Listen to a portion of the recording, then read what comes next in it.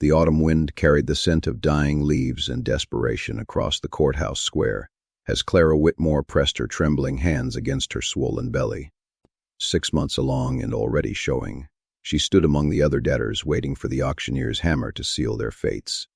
Her 2 children huddled close, 8-year-old Sarah clutching her worn rag doll, and 10-year-old Samuel trying to look brave despite the tears streaming down his dirt-streaked face.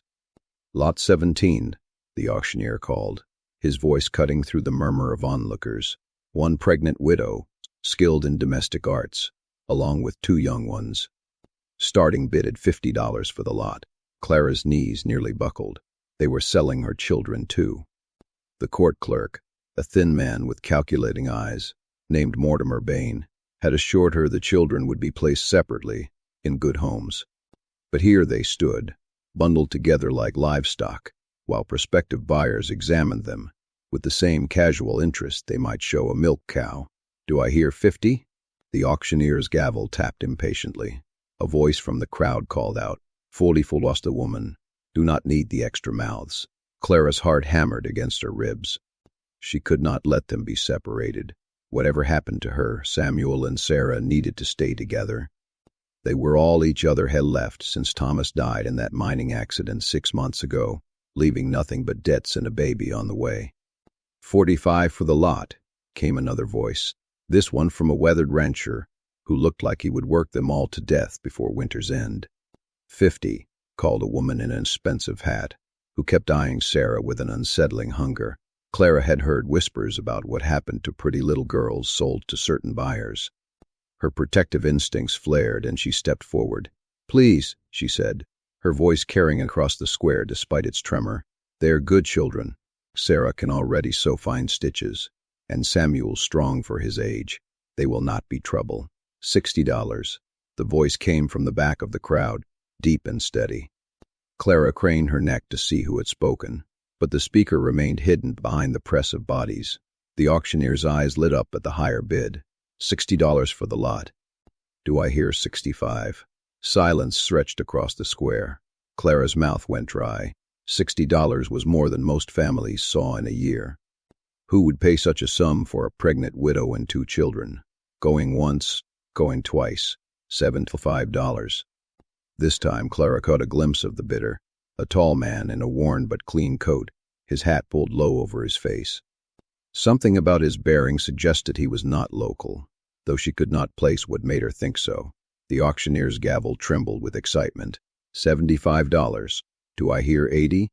The square fell silent except for the whisper of wind through the bare branches overhead. Clara's breath came in short gasps. Whoever this man was, he wanted them badly enough to outbid everyone else by a significant margin.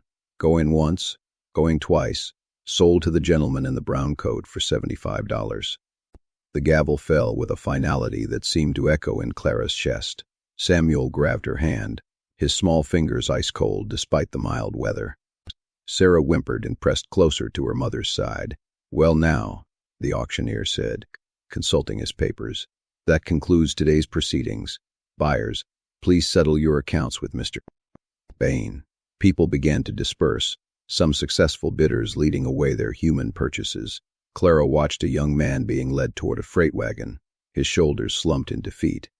An elderly woman, who had been sold for her cooking skills, followed a prosperous-looking family toward their carriage. Each parting felt like a small death. The mysterious buyer approached, and Clara got her first clear look at him. He was perhaps 35, with dark hair showing gray at the temples, and eyes the color of winter sky.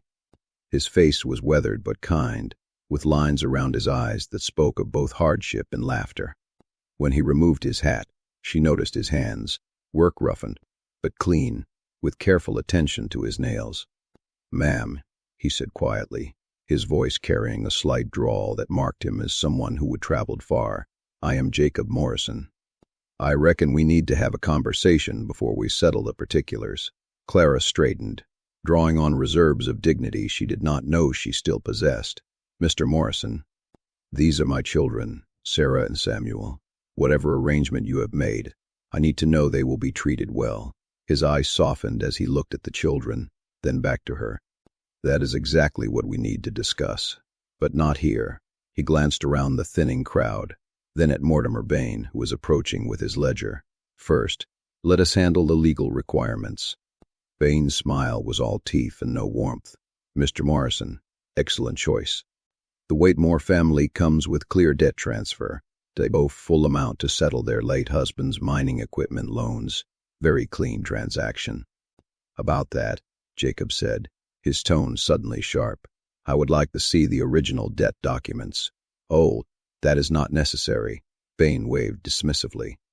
"Everything's been properly recorded in the county ledgers. I am sure it has, but I make it a habit to verify large purchases." Jacob's hand moved to rest on what Clara now noticed was a well-maintained Colt revolver. "Would not want there to be any irregularities." Bain's smile faltered. Of course. Though I should mention, all sales are final once the gavel falls." "Naturally."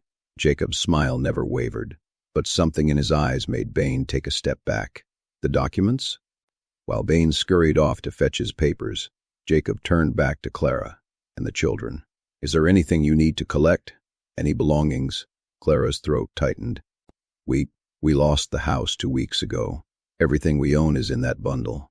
She nodded toward a small cloth sack Samuel carried. "I see." Jacob's jaw tightened almost imperceptibly. "Well then, we will need to remedy that situation." Bain returned with a folder thick with papers, spreading them across a makeshift table. Jacob examined each document carefully, his expression growing more grim by the page. Clara watched nervously as he studied what looked like loan agreements, property deeds, and court orders. "Interesting," Jacob murmured. "According to these documents, Thomas Whitmore borrowed $300 against mining equipment that was valued at $50. He looked up at Bain. "That seems like unusually generous lending terms." "The mining company was optimistic about the claim's potential," Bain said quickly. "Standard practice for promising prospects." Jacob continued reading. "And when Mr. Whitmore died, the debt was called immediately, rather than allowing the standard 30-day grace period for the widow to arrange affairs." "Company policy." "Which company?" Jacob's finger traced a line on one of the documents. "Because the signature here says Under Creek Mining Consortium, but this other paper refers to Mountain Valley Extraction Company, both claiming the same debt." Clara leaned forward, her heart hammering. She had been too overwhelmed by grief and pregnancy to examine the papers carefully when they had been thrust at her. But now, seeing Jacob's methodical review, she began to understand that something was not right. "Clerical error," Bain said, but sweat was beading on his forehead despite the cool air. "The consortium bought out Mountain Valley last year."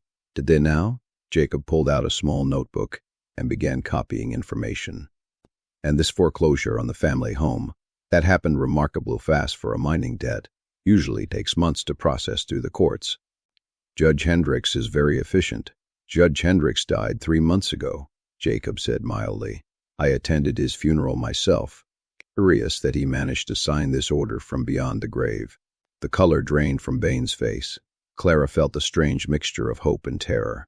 If the documents were fraudulent, what did that mean for her and the children? Could they be free? Or would challenging the system only make things worse? "Now then," Jacob said, straightening up and fixing Bain with a steady gaze. "I think we need to have a longer conversation about these irregularities.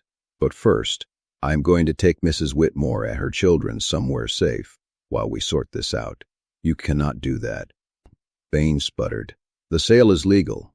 You bought them fair and square." "Oh, I intend to honor my purchase," Jacob said, his hand resting casually on his gun again. "I paid $75 for a family that should not have been on the auction block in the first place. I would say that gives me certain rights to protect my investment." Clara found her voice. "Or Morrison, I do not understand what is happening." Jacob turned to her, and for the first time since her husband's death, she saw genuine kindness in a man's eyes. "Whitmore, I believe you and your family have been the victims of a systematic fraud. Someone has been using forged documents to steal property and force people into debt slavery. But the courts are likely being manipulated by people who profit from these auctions." Jacob gathered up the papers, ignoring Bain's protests. "I have seen this pattern before in other territories. Corrupt officials forge documents, create false debts, then split the profits from selling people to settle those manufactured obligations. Samuel spoke up for the first time, his young voice fierce with anger. "You mean they stole our house? Made Mama sick with worry for nothing?" Jacob knelt down to the boy's eye level. "Son, I believe that is exactly what happened, and I am going to do everything in my power to make it right." "Why?" Clara asked, the word barely a whisper. "Why would you help us? You do not even know us." Jacob stood slowly, his eyes distant for a moment. "Let us just say I have got my reasons for wanting to see justice done. And right now, you and your children need someone on your side." Bain had been edging away during this conversation, but Jacob's attention snapped back to him. "Bain, you will be hearing from me again very soon. I suggest you do not try to disappear in the meantime." "You cannot threaten me," Bain blustered. "I am an officer of the court. Are you?" Jacob's smile was sharp as winter wind. "We will see about that too." As Bain scurried away, Jacob turned back to the family. "Miss Whitmore, I know this is all overwhelming, and you have no reason to trust me, but I am asking you to give me a chance to help you." Clara looked at her children's faces, Samuel's anger warring with hope, Sarah's confusion and exhaustion. Then she looked at Jacob Morrison, this stranger who would paid more money than she would ever seen to buy them, only to suggest they might not have needed buying at all. "What do you want from us?" she asked finally. "For now, I want to get you somewhere safe and fed. After that, we will figure out how to untangle this mess and get your life back." The baby chose that moment to kick hard against Clara's ribs, reminding her of another complication. "Mr. Morrison, you should know. The baby's due in the spring. I will not be much use for heavy work." "Mrs. Whitmore," Jacob said gently, "I did not buy you to work you to death. I bought you to keep you safe while we fix this situation. But the money's already spent. What matters now is making sure you and your children have a roof over your heads and food in your bellies." Jacob picked up their small bundle of belongings. "My wagon's just over there. Are you ready to go?" Clara looked around the courthouse square one last time, at the place where her life had seemed to end just an hour ago. Now, possibly, she felt the first stirring of hope she would experience since Thomas died. "Children," she said, gathering Sarah close and taking Samuel's hand, "let us go with Mr. Morrison." As they walked toward the wagon, Jacob fell into step beside her. "There is something else you should know, Mrs. Whitmore. I am not just passing through. I have a small ranch about 20 miles north of here. It is not much, but it has got a good house, clean water, and room for a family to heal. You would take us there, if you are willing. Though I should warn you, it is isolated. The nearest neighbors are the Andersons, about 5 miles east. Good people, but you would mostly be on your own during the day, while I work the land." Clara considered this. Isolation had its advantages, especially if people were looking for them. "Mr. Morrison, can I ask you something?" "Of course. How did you know?" "About the documents being forged, I mean. Most people would not have caught those details." Jacob was quiet for a long moment as he helped boost Sarah up into the wagon. "Let us just say I used to do some work that required paying attention to paperwork, legal documents, contracts, that sort of thing." It was not a complete answer, but Clara sensed there were depths to Jacob Morrison that would take time to understand. For now, it was enough that he seemed genuinely committed to helping them. Samuel climbed up beside his sister, then turned back to Jacob. "Mister, if you prove someone stole our house, does that mean we can go home?" Jacob's expression grew somber. "Son, I cannot make promises about what we will be able to prove or how long it might take, but I can promise that wherever you end up, it will be somewhere you are wanted and cared for." As they settled into the wagon, Clara felt the baby shift restlessly inside her. She placed both hands on her belly, whispering a quiet prayer of gratitude. For the first time since Thomas died, she was not facing the future alone. The wagon rolled out of town as the sun began its descent toward the western mountains, painting the sky in shades of amber and rose. Clara watched the courthouse disappear behind them, carrying with it the worst day of her life. Ahead lay uncertainty, but also the possibility of justice and healing. Jacob Morrison might be a stranger, but he was a stranger who had stood up to corruption and offered shelter to the desperate. In a world that had shown her precious little kindness lately, that was more than enough reason to trust him with her family's future. The wagon wheels turned steadily northward, carrying them away from the auction block and toward whatever came next. Wagon rolled steadily northward through the gathering dusk, its wooden wheels finding every rut and stone in the rough frontier road. Clara pulled her thin shawl tighter around her shoulders as the temperature dropped with the sun, grateful that Jacob had thought to bring extra blankets for the children. Sarah had fallen asleep against her brother's shoulder, while Samuel sat rigidly upright, his young eyes scanning the landscape as if memorizing every detail of their escape route. "There is a trading post about halfway to the ranch," Jacob said, his voice low to avoid waking Sarah. "Thought we might stop there for the night. Give you all a chance to rest properly before we finish the journey." Clara shifted uncomfortably on the hard wagon seat, one hand supporting her lower back. The baby had been active all day, as if sensing the upheaval in their lives. "Mr. Morrison, I need to ask you something, and I need an honest answer." "Go ahead. What happens when Mr. Bain reports that you have taken us? Will not there be legal consequences for you?" Jacob was quiet for a moment, considering his words carefully. "Miss Whitmore, I paid for you fair and square at a legal auction. Until someone can prove those documents were forged, which I believe they were, I am within my rights to take my property wherever I see fit." The word property stung, even though Clara knew he meant it in the legal sense. "And if they come after us, then we will deal with that when it happens." Jacob's tone carried a certainty that suggested he would dealt with similar situations before. "But I do not think Bain's going to be in any hurry to draw attention to those documents. The more people who examine them, the more likely someone's going to notice the irregularities." Samuel leaned forward. "Mister, how come you know so much about legal papers and such? You said you used to do work that required paying attention to contracts." Jacob glanced back at the boy, clearly weighing how much to reveal. "Worked for a land company for a while, son. Helped settle disputes over property claims. You see enough fraudulent paperwork in that line of work, you learn to spot the patterns." It was a reasonable explanation, but Clara sensed there was more to the story. The way Jacob carried himself, the casual competence with which he would handle Bain's attempts at intimidation, the quality of his clothing, despite its worn appearance, all suggested a man with a more complex past than a simple land company employee. The trading post appeared as darkness fully settled over the landscape, its windows glowing with warm lamplight. It was a substantial building, constructed of weathered logs, with a wide front porch, where several men sat smoking pipes and discussing the day's events. A painted sign proclaimed it to be McKinnon's trading post and way station.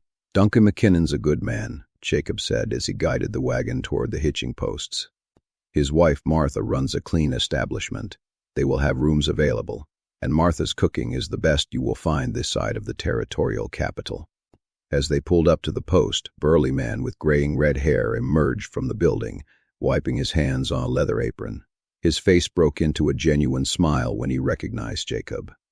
"Jacob Morrison has not seen you in these parts for near on 6 months. What brings you through?" "Business, Duncan. Good business, I hope." Jacob climbed down from the wagon and turned to Hape Clara. "I have got a family here, needs rooms for the night, and a good meal." Duncan's expression shifted to one of concern as he took in Clara's condition and the children's worn appearance. Of course, Martha," he called toward the building.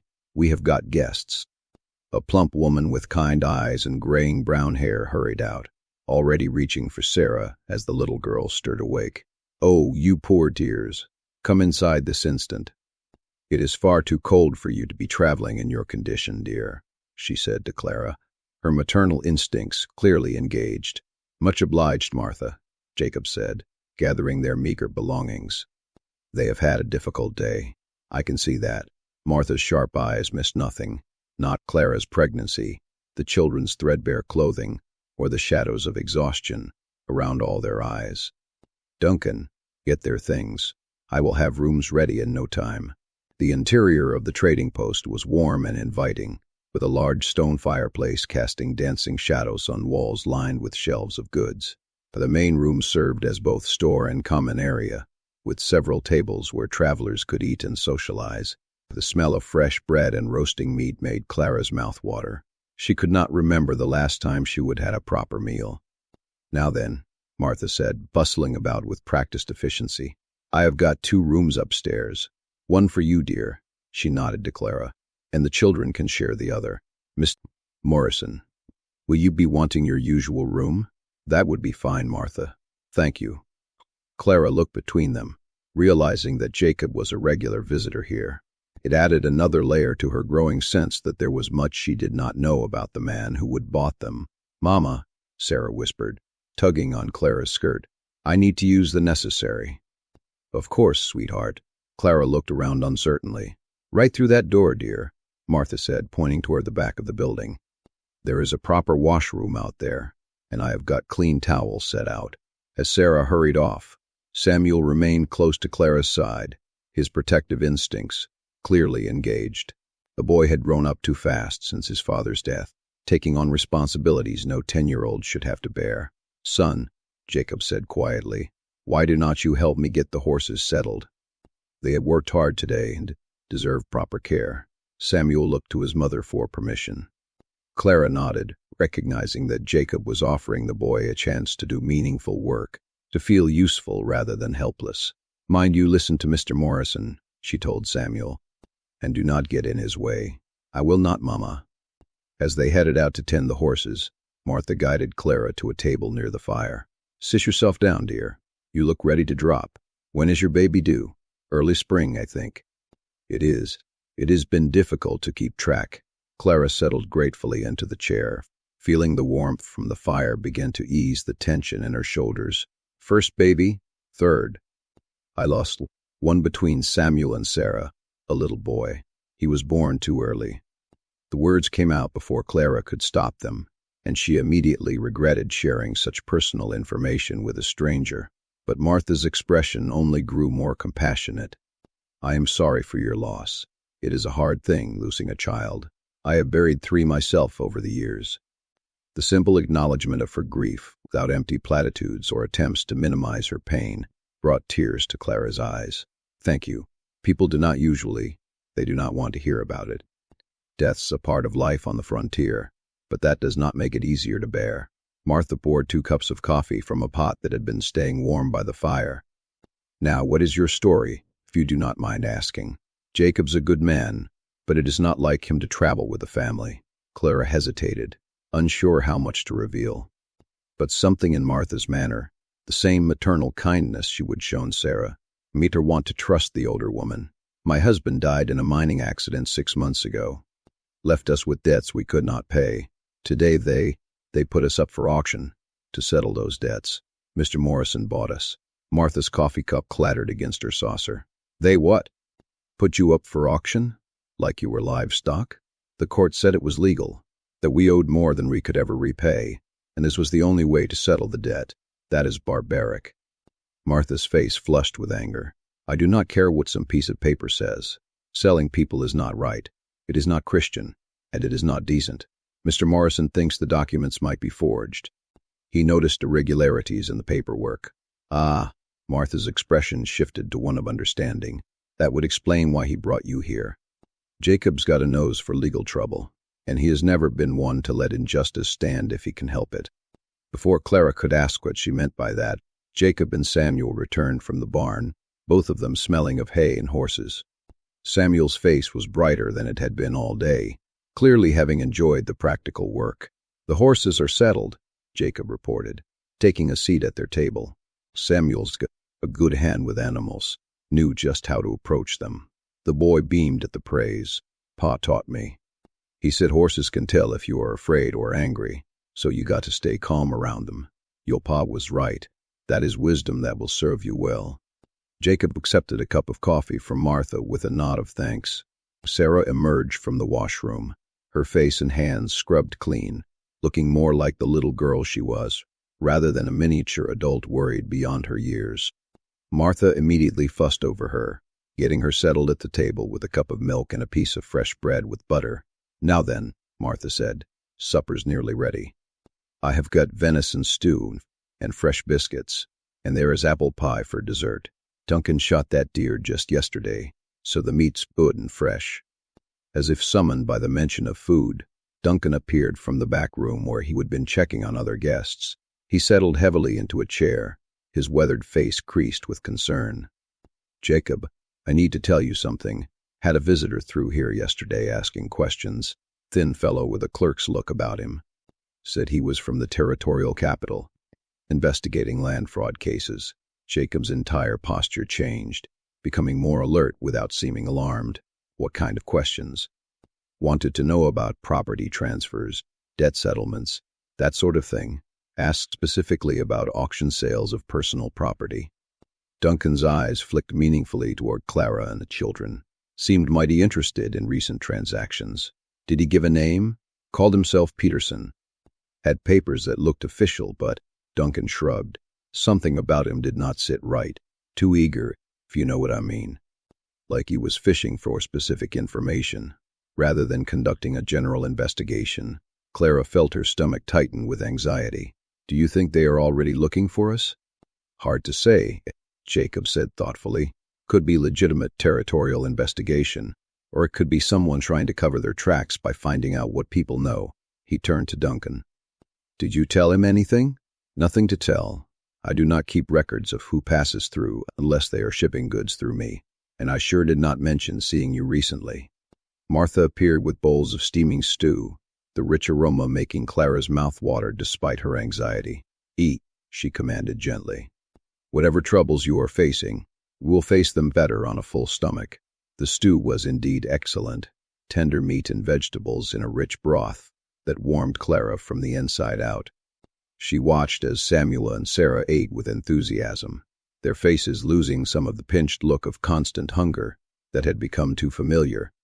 When had she last seen her children enjoy a meal without worrying about when the next one might come? "Mrs. McKinnon," Sarah said politely, "this is the best food I have ever had." "Thank you, sweetheart. There is plenty more where that came from."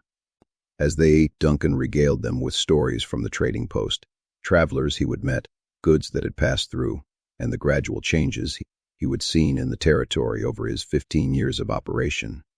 It was comfortable, normal conversation, and Clara found herself relaxing despite the uncertainties they faced. "Morrison," Samuel said during a lull in the conversation, "when we get to your ranch, what kind of work will there be?" "I mean, I know I'm not big enough for man's work yet, but I can do chores and help with animals. There is always plenty to do on a ranch," Jacob replied. "Feeding stock, mending fences, cutting firewood. Come spring, there will be planting to do. A willing worker is always valuable, regardless of size." "What about schooling?" Clara asked. "Samuel reads well, and Sarah's learning her letters. I do not want them to fall behind. There is a schoolhouse in Millerville, about 8 miles from the ranch. The teacher's a good woman named Miss Patterson. But honestly, winter's coming on and the roads get bad. Might be better to continue their education at home until spring." "I can teach them," Clara said quickly. "I have got a good education myself. My father was a minister, and he made sure I could read and write in 2 figures. Jacob's eyebrows rose slightly. "A minister's daughter. That explains a lot about your bearing. Education's a valuable thing, especially out here where ignorance can be dangerous." The conversation was interrupted by the arrival of another guest, a well-dressed man in his 40s who entered with the confident stride of someone accustomed to getting his way. Duncan rose to greet him, but Clara noticed a certain stiffness in his manner. "Mr. Caldwell," Duncan said neutrally. "Did not expect to see you this direction. Business, McKinnon. Always business." Caldwell's eyes swept the common room, taking in the other guests with calculating assessment. When his gaze fell on Clara and the children, it lingered with uncomfortable intensity. Jacob had gone very still, his hand resting casually near his gun. "Caldwell, Morrison." Caldwell's tone was equally neutral, but Clara sensed undercurrents of tension between the 2 men. "Have not seen you in these parts lately. I move around as business requires." "Yes, I am sure you do." Caldwell's smile was cold. "And what business brings you through now?" "Private matters." The exchange was polite on the surface, but Clara could feel the hostility crackling between them like lightning before a storm. Martha apparently sensed it too, because she quickly began clearing dishes and suggested that the children might like to see the loft, where Duncan stored some of his more interesting trade goods. "Mama, can we?" Sarah asked, her eyes bright with curiosity. Clara nodded, grateful for the distraction. As Martha led the children upstairs, the tension in the room seemed to intensify. Caldwell settled himself at a table across the room, but within earshot. "Fine evening," he said conversationally. "Good weather for traveling. Though I hear there has been some interesting legal proceedings down in Millerville recently." Jacob's expression did not change. "Is that so?" "Indeed. Auction sales, debt settlements, that sort of thing. Amazing how quickly the wheels of justice can turn when properly motivated." "Amazing," Jacob agreed mildly. Duncan busied himself behind the counter, clearly wanting to stay out of whatever was developing between the two men. Clara remained at her table, trying to appear invisible while her heart hammered against her ribs. "Of course," Caldwell continued, "sometimes there are irregularities in such proceedings. People who do not understand their legal obligations, or who might be influenced by outside parties with their own agendas. Irregularities can be concerning," Jacob said. "Good thing there are people willing to investigate them thoroughly." "Oh, absolutely. Though sometimes investigations reveal more than people expect. Hidden connections, falsified documents, that sort of thing." Caldwell's gaze flicked meaningfully toward Clara. "Amazing what turns up when you know where to look." The threat was subtle but unmistakable. This man knew who they were and why they were here. Clara's mouth went dry with fear. Jacob stood slowly, his movement casual, but somehow dangerous. "Well, Caldwell, it has been educational as always, but we have got an early start tomorrow, so if you will excuse us." "Of course. Safe travels, Morrison. I am sure our paths will cross again soon." Jacob helped Clara to her feet, his hand steady and warm on her elbow. "Mrs. Whitmore, shall we see about getting the children settled for the night?" As they moved toward the stairs, Clara caught Caldwell watching them with calculating eyes. Whatever game was being played here, she and her children were clearly pieces on the board, and she had no idea what moves were coming next. The children were indeed fascinated by Duncan's collection of trade goods, everything from carved wooden toys to bolts of colorful fabric, to exotic spices that filled the loft with intriguing scents. But Clara found it hard to focus on their excitement, her mind still churning with worry about Caldwell's vague threats. "Mama, look." Sarah held up a small wooden doll, beautifully carved and painted. "Is not she pretty?" "Very pretty, sweetheart." Jacob appeared beside them, having apparently made his own assessment of the trade goods. "Duncan's got some fine things up here. That doll's the work of a Cheyenne craftsman. See the detail in the beadwork." As the children continued exploring, Jacob drew Clara aside. "I need to tell you something. That man downstairs, Caldwell, he's not here by coincidence." "Who is he?" "Land speculator, among other things. Has his fingers in a lot of pies, not all of them legal. If he is here asking questions about auction sales, it means someone's nervous about what we might have uncovered." Clara's protective instincts flared. "Are my children in danger?" "Not if I can help it. But we need to be smart about this. We will leave early in the morning, before he is likely to be up and about, and we will take the back trail to the ranch. Longer route, but less likely to be followed. Mr. Morrison, maybe you should just leave us here. If this man is dangerous, you do not need to get mixed up in our troubles." Jacob's expression grew firm. "Mrs. Whitmore, I pay good money for your family, and I do not abandon my investments. Besides," his voice softened slightly, "those children deserve better than what they have been getting, and so do you." Before Clara could respond, Martha appeared at the top of the stairs. "Your rooms are ready, hot water for washing, and I have put extra quilts on the beds. It gets cold up here at night." The rooms were small but clean, with simple furnishings and windows that looked out over the dark landscape. Clara's room had a rocking chair by the window, a luxury she had not enjoyed in months. As she settled the children in their room next door, she found herself fighting back tears of gratitude. "Mama," Samuel said as she tucked him in, "do you think we will really be safe at Mr. Morrison's ranch?" It was the question she had been asking herself all day. "I do not know, sweetheart, but Mr. Morrison seems like a good man, and he is trying to help us." "I like him," Sarah said sleepily. "He has kind eyes." "Yes, he does. And he did not seem scared of that man downstairs," Samuel added. the one who was asking those questions. Clara smoothed Samuel's hair back from his forehead. Mr. Morrison can take care of himself, but I need you to promise me something, both of you. If there is ever trouble, if someone comes asking questions, you do exactly what Mr. Morrison or I tell you to do. No arguments, no questions. Can you promise that? Both children nodded solemnly. They would already learned too much about how quickly life could change, how fragile their safety really was. Back in her own room, Clara stood by the window looking out at the star-filled sky. The baby was active tonight, rolling and kicking as if sensing her anxiety. She placed both hands on her belly, whispering a prayer for guidance and protection. Tomorrow they would complete their journey to Jacob Morrison's ranch, and she would learn what kind of life awaited them there. He seemed genuinely committed to helping them, but she would learn not to trust too easily. Men could seem kind when it served their purposes, only to reveal their true nature once they had what they wanted. But what choice did she have? They were legally Jacob's property now, regardless of how the documents had been obtained. Her only hope was that his apparent decency was genuine, and that whatever game was being played between him and men like Caldwell, her children would not be caught in the crossfire.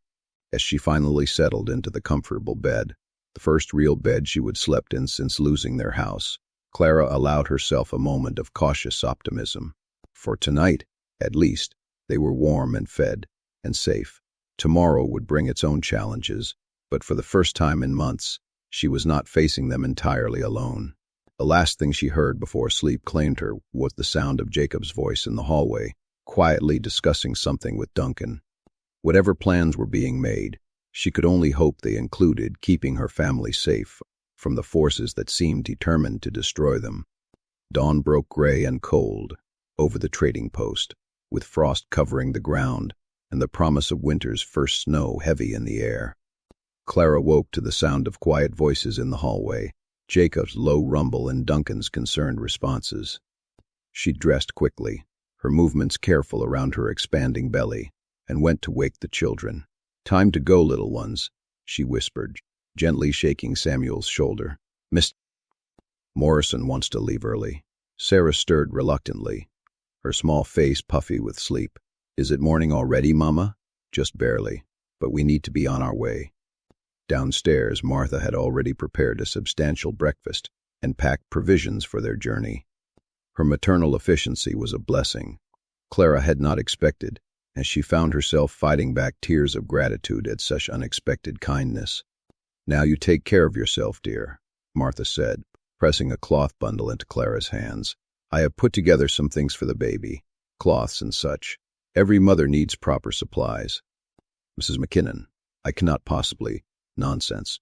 I've got no use for them anymore, and it does my heart good to see them go to someone who needs them." Martha's eyes were suspiciously bright. "You'd just focus on taking care of that little one you are carrying."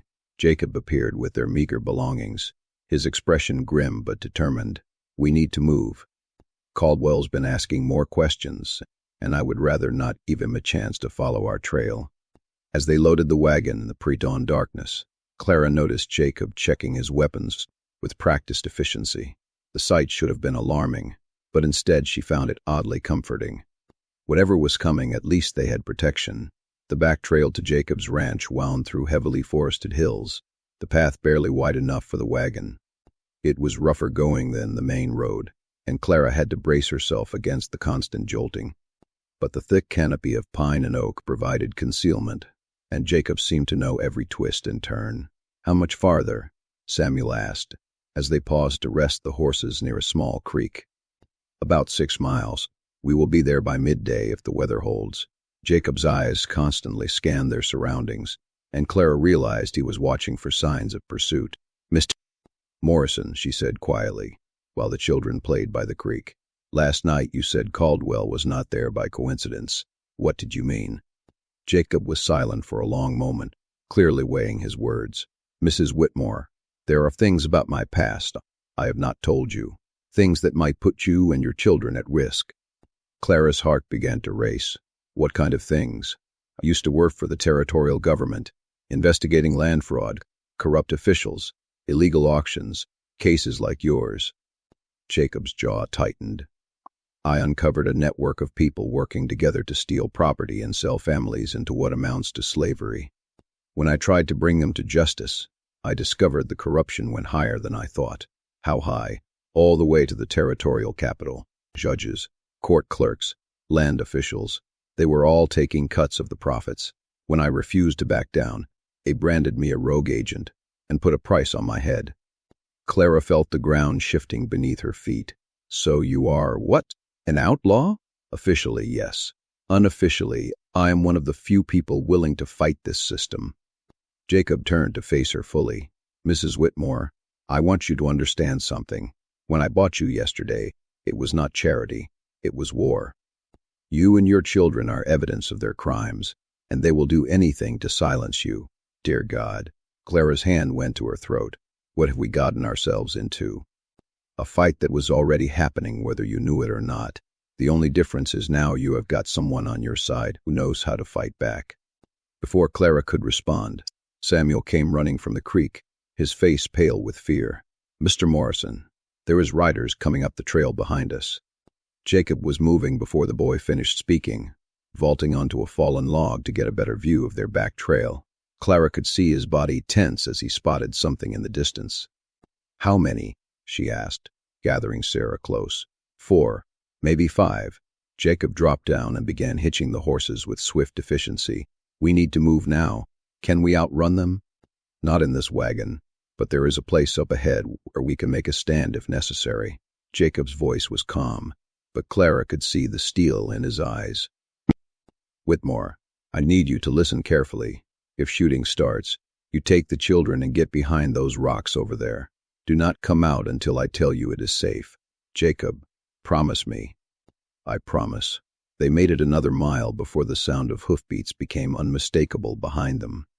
Jacob pulled the wagon into a small clearing surrounded by large boulders and tall pines, a natural fortress that offered both protection and multiple escape routes. This is as far as we go with the wagon, he said, helping Clara down.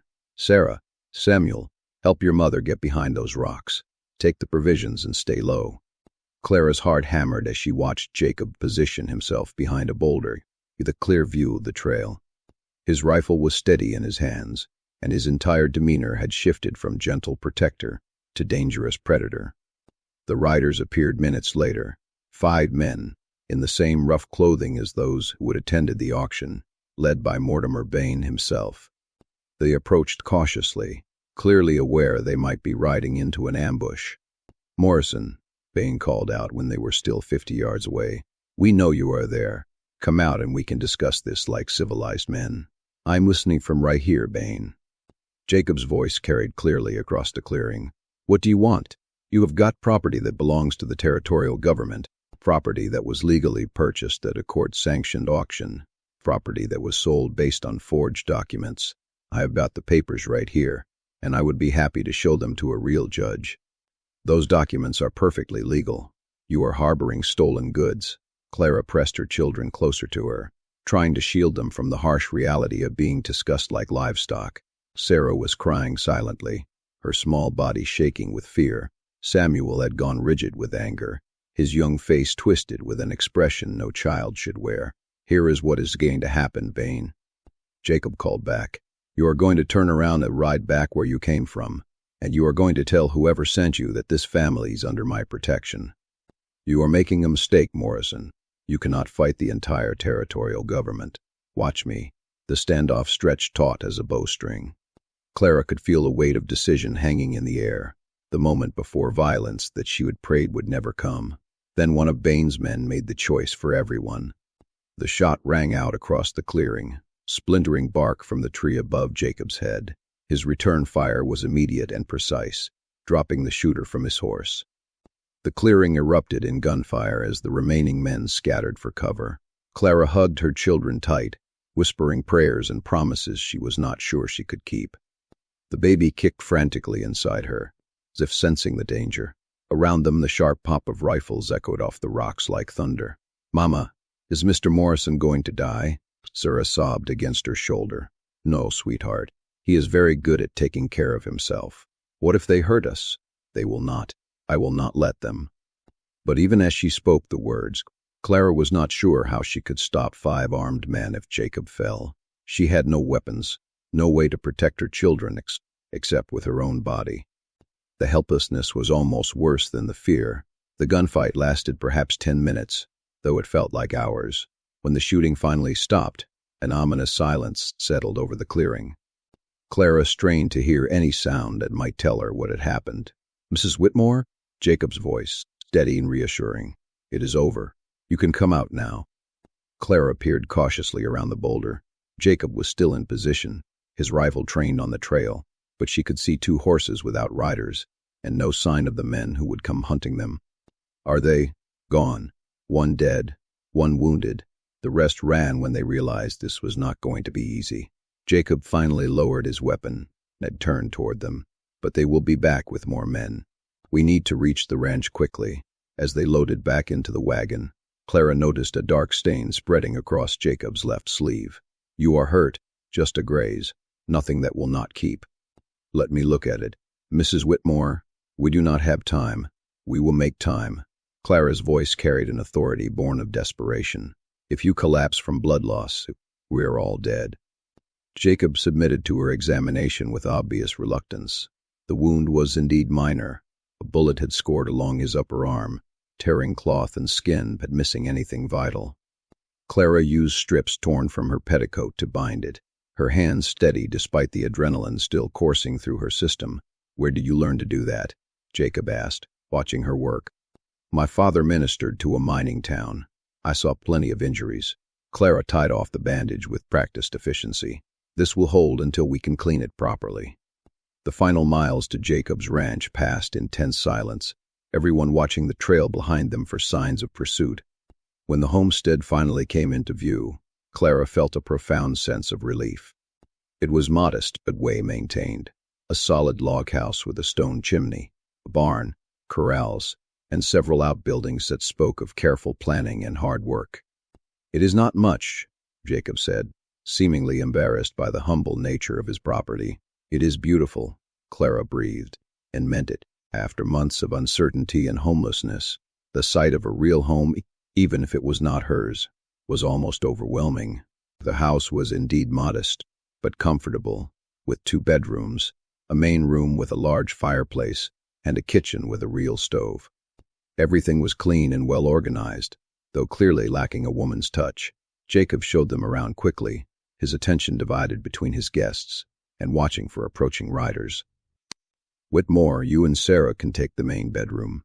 Samuel and I will bunk in the other room until we can figure out something more permanent. Mr. Morrison, we cannot take your room." "Yes, you can. A pregnant woman needs privacy and comfort." His tone brooked no argument. "Besides, I do not sleep much anyway." That evening, after a simple but filling meal of bacon, beans, and cornbread, they sat around the fireplace while Jacob cleaned and reloaded his weapons. The domestic scene was surreal, children doing their lessons by lamplight while a man prepared for war. "Mr. Morrison," Samuel said during a break from his arithmetic, "what is going to happen to us?" "I mean, when they come back with more men?" Jacob set down his rifle and looked seriously at the boy. "Son, I will not lie to you. Things are going to get difficult. But I have been preparing for this fight for a long time, and I do not intend to lose." "What kind of preparing?" "Well, for one thing, this ranch sits on high ground with good sightlines in all directions. For another, I have got friends in the area, people who know what is really happening and are willing to help." "What about the law? Cannot we go to honest lawmen?" Jacob's expression grew grim. "The corruption runs deep, Samuel. The people who should be protecting families like yours are the same ones profiting from their suffering. Until we can expose the whole network, we have to assume we are on our own." Clara listened to this exchange with growing dread. She would hope that reaching the ranch would mean safety, but clearly they were only trading one danger for another. "There is something else," Jacob continued. "Tomorrow I am writing to see some friends, people who have been gathering evidence against this network. If we can build a strong enough case, we might be able to take it to federal authorities, who are not part of the corruption. You are leaving us here alone?" Clara's voice came out higher than she intended. "Only for a day, maybe 2, and you will not be completely alone. The Anderson family I mentioned lives just 5 miles east." Good people who will come running if you fire 3 shots in quick succession. That night, as Clara settled her children in their temporary home, she found herself torn between gratitude and terror.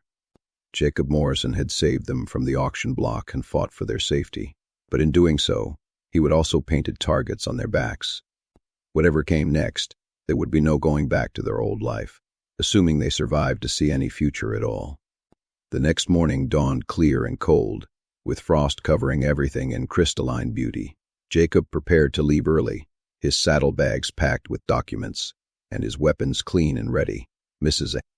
Whitmore," he said as he prepared to mount his horse, "there is something I need you to know. In my desk in the main room there is a letter addressed to you. If something happens to me, if I do not come back, that letter will tell you everything you need to know about this fight and who you can trust. Jacob, do not talk like that. I have to. You and your children are counting on me, and I will not leave you defenseless." He swung into the saddle with practiced ease. "There is also a rifle above the fireplace and ammunition in the cabinet. Do you know how to shoot? My father taught me when I was young." "Good. I pray you will not need it, but—" He left the sentence unfinished. As Jacob rode away, Clara stood in the doorway watching until he disappeared into the tree line. Then she turned back to her children, who were eating breakfast at the kitchen table, and tried to project a confidence she did not feel. "What are we going to do today, Mama?" Sarah asked. "Well, we are going to explore our new home, maybe do some cleaning. Mr. Morrison's been living like a bachelor, and this place could use a woman's touch." It was mundane domestic work, but Clara threw herself into it with desperate energy. She cleaned and organized, and mended clothes, and prepared a proper meal with ingredients from Jacob's well-stocked pantry. The physical labor helped calm her nerves, and seeing the house transform under her care gave her a sense of purpose she had been missing. Samuel helped with the heavier work while Sarah organized the kitchen shelves and swept floors. It felt almost normal, like they were a family settling into a new home, rather than refugees hiding from a corrupt system. That evening, as they sat around the fire after supper, Samuel looked up from the book he was reading, one of several Jacob kept on a shelf by his desk. "Mama, do you think Mr. Morrison will come back?" "Of course he will, sweetheart. But what if those men find him? What if they hurt him?" Clara set down her mending and looked at her son's worried face. "Samuel, Mr. Morrison is a very capable man. He has been fighting these people for a long time, and he knows how to take care of himself. But he's just one person against so many. Sometimes one person with the truth is stronger than many people with lies." Clara hoped she sounded more confident than she felt. "And he is not really alone. He said he has friends helping him." "Friends like us?" "Yes, sweetheart, like us." The second day passed much like the first, with domestic chores and cautious optimism. But as evening approached and Jacob still had not returned, Clara found her anxiety growing. She would check and recheck the rifle above the fireplace, counting ammunition and reviewing everything her father had taught her about shooting. Just as she was beginning to seriously worry, the sound of hoofbeats echoed across the valley. Clara's heart leaped with hope, then plummeted when she realized there were too many horses for just Jacob returning. "Children," she said quietly, moving to the window, "go to the back bedroom and get under the bed. Stay there no matter what you hear." "Mama." "Now, Samuel, take Sarah and go." Clara watched from the window as 6 riders approached the house, their faces grim with purpose. She recognized 2 of them from the earlier confrontation, but the others were strangers. And there was no sign of Jacob. The lead rider dismounted and approached the porch, his hand resting casually on his gun. "Mrs. Whitmore, we know you are in there. Come out and we can settle this peacefully." Clara's hands shook as she took down the rifle, checking to make sure it was loaded. She would never shout at a human being, but if these men threatened her children, she would find the courage. "Mrs. Whitmore, you've got 10 seconds before we come in after you." Clara moved to the front window, staying back far enough to remain hidden while keeping the rifle trained on the porch. "What do you want?" "We want you and the children to come with us. There are questions that need answering." "What questions? And where is Mr. Morrison?" "Morrison's no longer your concern. He has been arrested for terrorism against the territorial government." The words hit Clara like a physical blow. If Jacob was truly captured, She and her children were completely on their own against forces they did not understand and could not fight. "You have 5 seconds, Mrs. Whitmore." Clara closed her eyes for a moment, whispering a desperate prayer. Then she opened them, took careful aim, and fired. The shots shattered the front window and sent the men diving for cover.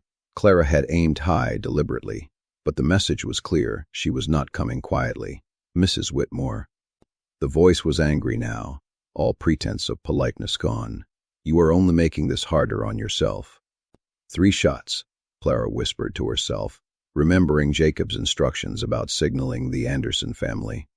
She fired twice more in quick succession, hoping the sound would carry across the valley. What followed was chaos.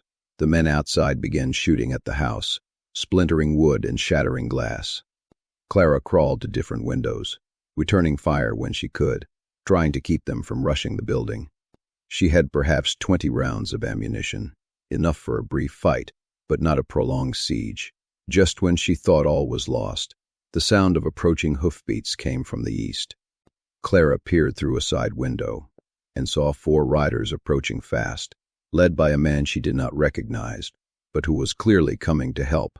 The battle shifted dramatically with the arrival of reinforcements. The men attacking the house found themselves caught between Clara's defensive fire and a new arrival's. After a brief but intense firefight, 3 of the attackers lay still, while the others fled into the growing darkness. One of the rescuers approached the house cautiously, his hands visible and empty. "Mrs. Whitmore, I am Tom Anderson, your neighbor. Jacob sent word that you might need help." Clara lowered her rifle with trembling hands. "Mr. Anderson, thank God you came. Jacob's safe, ma'am. He has been gathering evidence with some federal marshals, who finally agreed to investigate this corruption. Should be back by tomorrow with enough legal authority to end this once and for all." As Clara let Tom Anderson and his companions into the house, she felt the weight of the past weeks finally catching up with her. She sank into a chair by the fireplace, her hands shaking with delayed reaction. "Mama?" Samuel's voice came from the hallway, cautious but hopeful. "Is it safe?" "Yes, sweetheart, it is safe." The children emerged from their hiding place, both of them pale but unharmed.